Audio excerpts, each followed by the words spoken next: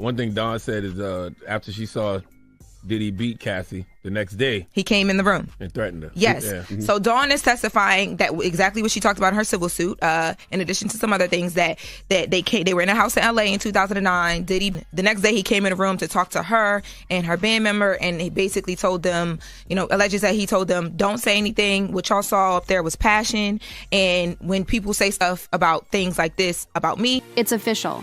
The Diddy trial has shed whatever pretense of civility it had left, and is now swinging wild, bare-knuckled punches nobody saw coming. What began as Cassie's harrowing tale of abuse has erupted into something far more explosive, and my uncontainable wildfire of allegations, insider testimony, and courtroom chaos that's leaving the internet in a frenzy, and Hollywood insiders scrambling. This isn't just another fleeting celebrity scandal clogging the gossip columns. No, we're deep in federal court territory now, where sealed evidence, whispered confessions, and once-buried media clips are finally surfacing. Think audio evidence, leaked from shadowy corners of the entertainment world, now being played in front of judges and juries. Think headlines that read like plot twists from a dystopian thriller, pulling some of the industry's biggest names, Will Smith and Meek Mill included, into the storm. It all exploded after that now viral hotel lobby surveillance video made the rounds. At first, it seemed like a silent, grainy clip, a visual teaser that many thought would be the full extent of the bombshell. But insiders are now confirming that what the public didn't hear, the actual audio, was reportedly played behind closed doors, and the reaction was nothing short of shell-shocked silence. No phones allowed, no press recordings, just the raw, unfiltered sound of something allegedly explicit, male on male, and deeply unsettling. One courtroom attendee described the moment as the kind of thing that makes the air go still, because everyone knows they just heard something real. And just when you thought the atmosphere couldn't get any heavier, the trial took another sharp turn. Right after the audio was played, the prosecution revealed a fresh list of witnesses. These weren't tabloid-chasing nobodies. These were former inner circle confidants, past bad boy artists, mansion party regulars, tour staff, people who were once protected by fame and NDAs, but are now stepping forward, reportedly under legal protection, ready to reveal what they've been sitting on for years. One name that's already shaken the courtroom? Dawn Richard. Known for her time in Danity Kane, a group born from one of Diddy's televised ventures, Dawn is no stranger to the spotlight. But this was different. She emerged from court looking visibly distressed, flanked by cameras, as if the weight of what she had just disclosed was physically exhausting. Sources claim her testimony didn't just support Cassie's accusations, it affirmed them. Word is, she didn't hold back, painting a picture of Diddy's behavior that echoed Cassie's most disturbing claims. And this is just the beginning. The courtroom doors may be closed to the cameras, but what's leaking out is enough to ignite a firestorm and possibly end careers. The Diddy trial has gone nuclear, and there's no telling who will be left standing when the fallout settles. And then I saw sexual acts that I walked in on. Who'd you walk in on? Him and Dwayne Martin. Hollywood is the hurry up and wait game. So I'm running all over the studio. He's not in his dressing room. I go to the cafeteria. I'm like, door to Dwayne's dressing room. And that's when I see Dwayne and having anal sex with Will. There was a couch and Will was bent over on the couch and Dwayne was standing. This isn't hearsay. It's not some rogue tweet spiraling out of control. According to multiple insiders, what's unfolding in that courtroom is backed by official transcripts, cold, hard documentation, and if there was ever a chilling image to capture how serious things have become. It was the sight of Diddy's own daughter walking silently out of the courtroom, her face drained of color, her eyes fixed on nothing. No defiance, no celebrity detachment, just a ghostly, stunned presence. Even the paparazzi, notorious for yelling invasive questions, kept their distance. It wasn't just respect. It was as if the energy around her demanded silence. According to those in the know, her reaction came moments after the controversial audio was played in court, a moment that reportedly shook the room to its core. Whatever was on that tape, it didn't just rattle the spectators, it visibly pierced the people closest to Diddy. And just like that, this stopped being a story about legal peril. This became about legacy disintegration, about a powerful family, dynasty possibly unraveling in real time. The aftershocks are rippling beyond lawsuits, into public perception, into generational trauma. Then came the name drop that blew the roof off the internet: Will Smith. This wasn't some offhand social media theory or a joke gone too far. Incan name, reportedly linked directly to that now infamous audio, dropped in court with the force of a bomb. Within minutes, social media turned into a digital crime scene.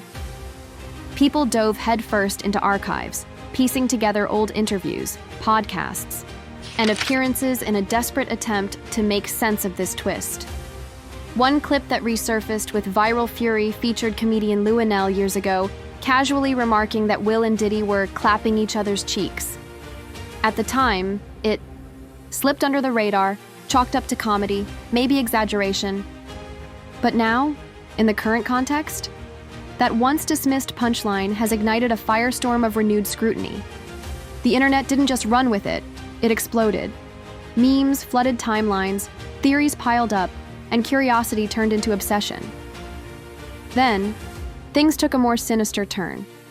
Fans began rewatching old videos of Will and his son Jaden, those affectionate gestures and high-energy antics that once read as playful parenting.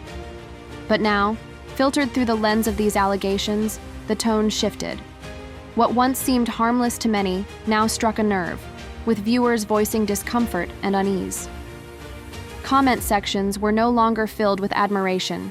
They brimmed with uncertainty and alarm, and just when the buzz seemed like it couldn't grow any louder, Brother Bilal entered the picture.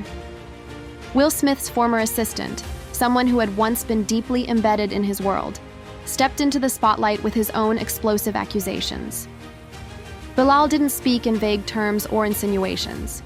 He gave chillingly specific details, alleging that he personally witnessed Will in compromising sexual situations with men, including a deeply unsettling account involving physical contact of an intimate nature. Bilal dropped the bombshell.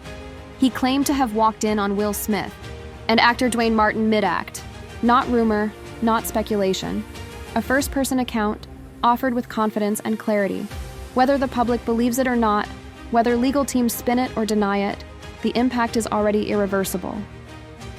These allegations, linked to Courtroom, evidence and echoed by multiple voices, are pushing this scandal out of the realm of celebrity gossip and into something far darker and far more consequential. His words, not ours. After Brother Bilal detonated that scandalous claim involving Dwayne Martin and Will Smith, the internet didn't just react, it mobilized. Overnight, social media platforms turned into full-scale digital forensics labs. Fans transformed into sleuths, combing through years of footage, photos, interviews, any scrap of material that might reveal the true nature of Diddy and Will's relationship. What they found painted a vastly different picture than the squeaky clean image Will had worked so hard to maintain. Then came Will's public denial. It was blunt and dismissive. "I ain't nowhere near that man. I did none of that stupid." But rather than calm the storm, his words acted like gasoline on an already raging fire. The internet clapped back instantly. Twitter, TikTok, and Reddit became flooded with decades worth of visual receipts. Red carpet moments, backstage interactions, nightclub selfies, quiet dinners. Clip after clip showed Will and Diddy side by side, fit in looking more than just casual acquaintances. Suddenly, it wasn't just about curiosity. People felt duped. Lied to. The vibe shifted from curiosity to confrontation, and then, like clockwork, Meek Mill's name burst back into the spotlight, dragged there by what insiders claim was direct mention during the courtroom playback of the infamous Freak Off audio. The second that detail hit the internet, it was digital chaos. Unlike Will, who tried to remain composed while denying involvement, Meek unraveled in real time. His Twitter turned into a frenzy. Posts flying out one after another, defensive, erratic, trying to rewrite the narrative with each tweet. But instead of easing suspicions, Meek's meltdown only intensified them. For years, fans had joked about his curious closeness with Diddy. He'd been called everything from Diddy's intern to more disturbing nicknames too graphic to repeat. At the time, it was brushed off as internet trolling. But now, those jokes have taken on a chilling second meaning.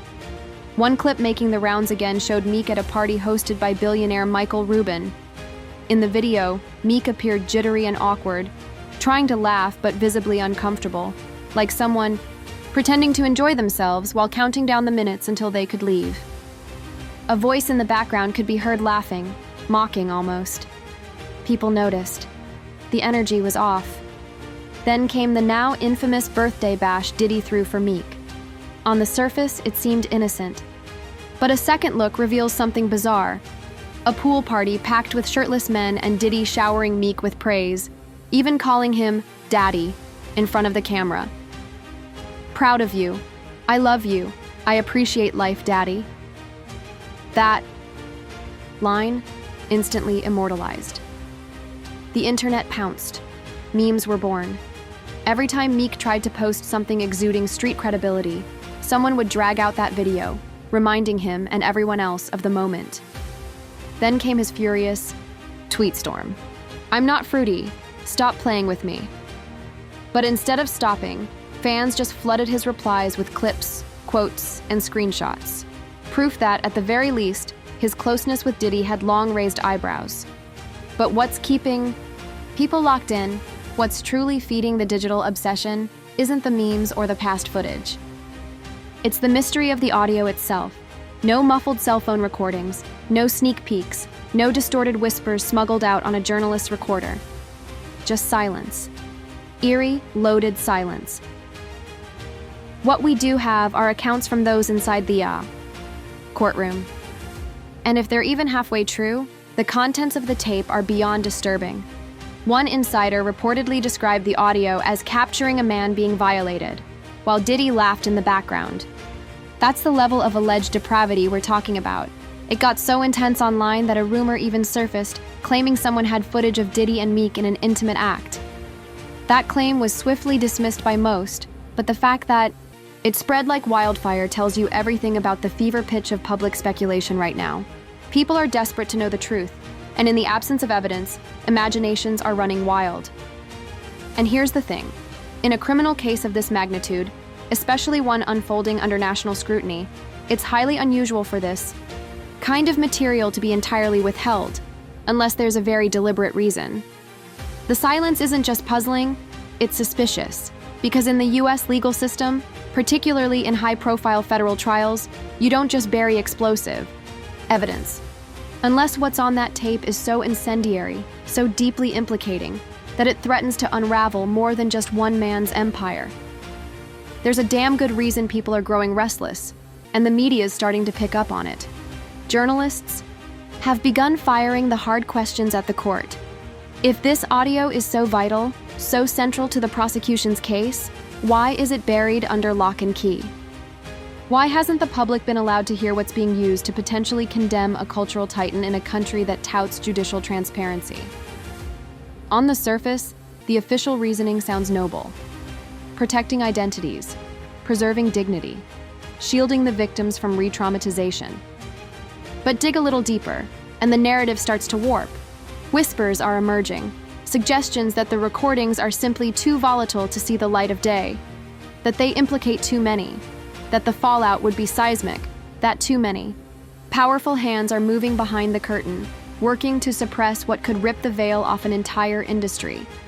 Because if these tapes ever truly surface, it won't just tarnish names. It could annihilate careers, sink billion-dollar brands, obliterate long-standing empires, and force hidden players into the spotlight, players whose names haven't even been spoken yet. If Diddy, Will Smith, and Meek Mill are merely the opening act, who's waiting behind the curtain? What began as one woman's horrifying allegations has mutated into something deeper, more insidious. A possible blueprint of unchecked power and systematic exploitation within Hollywood's highest ranks. And yet, through all the leaks, the headlines, the press frenzies, and the viral speculation, not 1 second of that alleged audio has made its way into the public sphere. No anonymous uploads, no scratchy recordings, no screenshots, nothing. Zero. And now everyone's asking the same question. Who's protecting this? Because that question rips open an entirely new dimension of the scandal. This is no longer just about Diddy. It hasn't been for a long time. This has become a dissection of celebrity privilege, a revelation of a hidden culture that may have been operating unchecked for decades behind velvet ropes and champagne toasts. What we're witnessing is the systematic unraveling of a man who once seemed untouchable. Not just a music mogul, but a cultural architect. Someone who helped shape the sound, look, and feel of an era. Diddy wasn't just in the room, he owned the room. From hip-hop to fashion to politics, he was a force. Vote or die, all white parties, diamond-encrusted suits, billionaire brunches, a living embodiment of success. But now, the glitter is flaking off. And what's being exposed beneath that shine is far darker than anyone anticipated. The most haunting part? People are starting to realize they missed the signs. Or maybe they saw them and chose to ignore them. Because in retrospect, the red flags were always waving. Diddy's notorious control over his artists, the abrupt, unexplained disappearances of so many bad boy talents, the eerie interviews where his words came out haltingly, punctuated with strange pauses, as if he was constantly deciding what to reveal and what to bury. The trail of careers that collapsed after leaving his orbit. Mace, The Lox, Day 26, Danity Kane. Aubrey O'Day's been shouting from the sidelines for years, and only now are people beginning to listen. Finally, the courtroom seems to be tuning. And then there's Dawn Richard, a member of the same Diddy-curated girl group. Her recent testimony reportedly didn't just echo Cassie's, it fortified it. Sources say she stood in that courtroom and painted a picture that confirmed what many feared, that this wasn't just about being a difficult boss, but about something predatory, something dangerous. As for Will Smith, his already fragile public image, still bruised from the Oscar slap, is now hanging by a thread. Supporters who once defended him, who saw him as a man who made a mistake in a moment of emotional overload, are now looking at him sideways. Because if his voice is on that recording, if the accounts are true, this isn't about redemption, it's about ruin. And Meek Mill? The internet's already rendered its verdict. Despite no formal charges, his frantic online meltdowns, his increasingly desperate denials, have turned the tide of perception squarely against him. His angry tweets, "Y'all trying to ruin me," are doing little to counter the deluge of damning memes, receipts, and resurfaced footage that the internet won't let him forget. That's the brutal truth of the digital age. You don't need a conviction to be condemned. Once your name gets knotted into something this sinister, it's nearly impossible to untangle it, no matter what the courts say. And yet, official silence. No court statements explaining why the public hasn't seen or heard this allegedly central evidence. No press release, no leaks, no comment. And in that nothingness lies a storm. Because when the system gets this quiet, when the institutions, with the power to inform the public, instead fall silent, people fill in the blanks themselves. There are moments in history when silence speaks louder than any scream, louder than any headline or viral post. Right now, in the depths of a federal courtroom where the air hangs thick with anticipation, and the public only gets filtered glimpses of what's unfolding, one of those moments is building to a breaking point. What began as a harrowing personal account from Cassie Ventura, one-time pop star and former protege of Sean Diddy Combs, has mutated into a sprawling saga threatening to tear through the glittering veil of the entertainment industry. And at the center of this escalating maelstrom, a set of tapes, still unreleased, still unheard by the public, yet reportedly so disturbing that even seasoned courtroom insiders have been left shaken. When Cassie filed her explosive lawsuit against Diddy, alleging years of abuse, coercion, and manipulation, the case initially appeared like another tragic tale of power imbalance in Hollywood. It had all the hallmarks of a scandalous headline, a famous mogul, a damaged starlet, and whispers of the unspeakable happening behind closed doors. But then, the lawsuit was settled within 24 hours. Many thought that would be the end of it. That settlement wasn't the end. It was just the match tossed onto gasoline.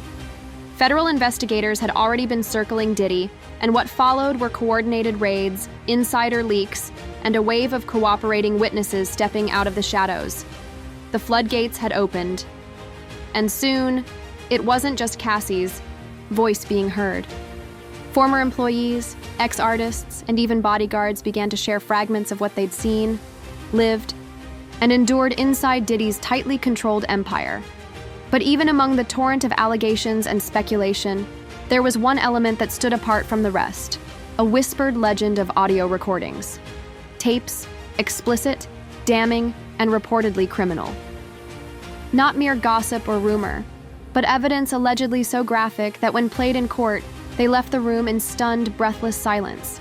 Journalists banned from recording, phones confiscated, no transcripts released, only descriptions leaked from anonymous insiders present in the room, and each one painted a picture darker than the last. One source claimed that the tape captured Diddy's voice laughing during what appeared to be a male-on-male assault. Another described Will Smith's voice on the same recording. And then Meek Mill's name surfaced, not as background noise, but reportedly tied to the scene being heard. Not a single clip, not a frame, not an audio bite. In a digital age where court documents are routinely posted within hours, where entire depositions can be streamed from someone's burner account, this absence is deafening. That's the question gripping everyone, from journalists to legal experts to internet sleuths. If this audio is real, if it's being played in a federal courtroom as part of the case, why has it not seen the light of day? And the more this silence stretches on, the more theories begin to pile up. There's talk that the courts are actively shielding the identities of individuals involved, especially those who may be victims of what's captured on the recordings. If true, that would explain the extreme level of confidentiality, but it doesn't explain everything. Because some claim this isn't just about protecting dignity, it's about protecting power. Let's call it what it is. This isn't just about Diddy. The names being whispered, the faces linked in court and online, are some of the most recognizable in entertainment history. Will Smith, Meek Mill, possibly others not yet named. These are not small-time players. These are men with deep roots, powerful alliances, billion-dollar portfolios, and enormous cultural footprints. If these tapes implicate them in serious criminal behavior, or even place them as passive observers, the ripple effect could demolish careers, endorsements, and even legacy projects currently in production. Once Will Smith's name was dragged into this firestorm, the media went into overdrive. Old clips were unearthed. A casual podcast joke from comedian Luenell, years old, suddenly went viral for saying, without hesitation, that Diddy and Will clapped each other's cheeks. At the time, it was written off as off-color humor. Now, it's being dissected like evidence in a courtroom. Then there's brother Bilal, Will Smith's former assistant, who not only corroborated years of swirling rumors about Will's sexuality, but claimed to have seen the Fresh Prince himself in explicit acts, once allegedly with actor Dwayne Martin. These aren't idle social media threads. These are direct accusations, made publicly, and they've taken on new weight in light of the secret tapes being discussed in open court. To be clear, Will Smith has denied everything. In a brief dismissive statement, he said, "I ain't nowhere near that man. I did none of that stupid." But the internet wasn't having it. Almost instantly, Twitter was flooded with receipts, photos, videos, behind-the-scenes clips of Will and Diddy at various events, often in close proximity. The denial rang hollow to many. The more Will tried to distance himself, the more people pulled him in. The rapper went into full meltdown mode, firing off a barrage of tweets that only intensified the scrutiny. "Stop playing with me," he barked at his followers. "Y'all trying to ruin me." But each post, each defensive rant, only poured gasoline on the fire. Old clips surfaced of Meek at parties hosted by Diddy, some notably all-male affairs, where Diddy affectionately called him Daddy on camera. Suddenly, what had been passed off as jokes or eccentric behavior took on a far more sinister tone. Meek, like Will, has not been charged. But the court of public opinion doesn't wait for indictments, because no matter how many viral clips resurface, no matter how many think pieces are written, it all circles back to those unreleased tapes, allegedly played in court. Allegedly horrific, but still hidden. And that very concealment has birthed a new theory, that these tapes are being kept secret not to protect victims, but to protect an entire ecosystem. An inner circle so tight, so embedded into the entertainment political pipeline that exposing one member risks unraveling the entire machine. If the names we've heard, Diddy, Will, Meek, are only the beginning, who else is entangled in this web? What if these tapes implicate not just celebrities, but agents, executives, politicians? That's the implication beginning to fester in the digital underground. Reddit boards, anonymous Twitter accounts, even private discords dedicated to unraveling this case. There's no statement from the DOJ, no confirmation from the FBI, no transcripts from court, only the verified presence of certain individuals, the security measures taken during specific sessions, and the aftermath observed in the faces of those exiting the courtroom.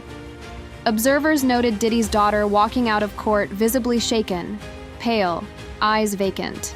No bravado, no defiance, just stunned silence. She didn't even acknowledge the press. If this is what family members are feeling after hearing the tapes, what could possibly be on them? Dawn Richards, former member of Diddy's girl group Danity Kane, offered one of the most devastating blows yet. Her testimony, according to sources, not only supported Cassie's claims, but painted a broader picture of abuse within the bad boy ecosystem. She reportedly broke down mid-testimony, leaving court visibly wrecked. Paparazzi tried to snap photos. She didn't even blink. And let's not forget Aubrey O'Day, who's been sounding alarms about Diddy for years. Brushed off, mocked, called bitter. But now, in hindsight, her claims have new weight. She spoke of manipulation, gaslighting, abuse of power. And now, the court is finally catching up to what many ignored. This is about a culture that allowed him to rise unchecked, to throw infamous parties with rumored freak-offs to dominate. The careers and personal lives of countless young artists, many of whom mysteriously vanished after crossing him. Mace, Day 26, the LOX. Each has a story, fragments of a bigger puzzle that's now being assembled in public.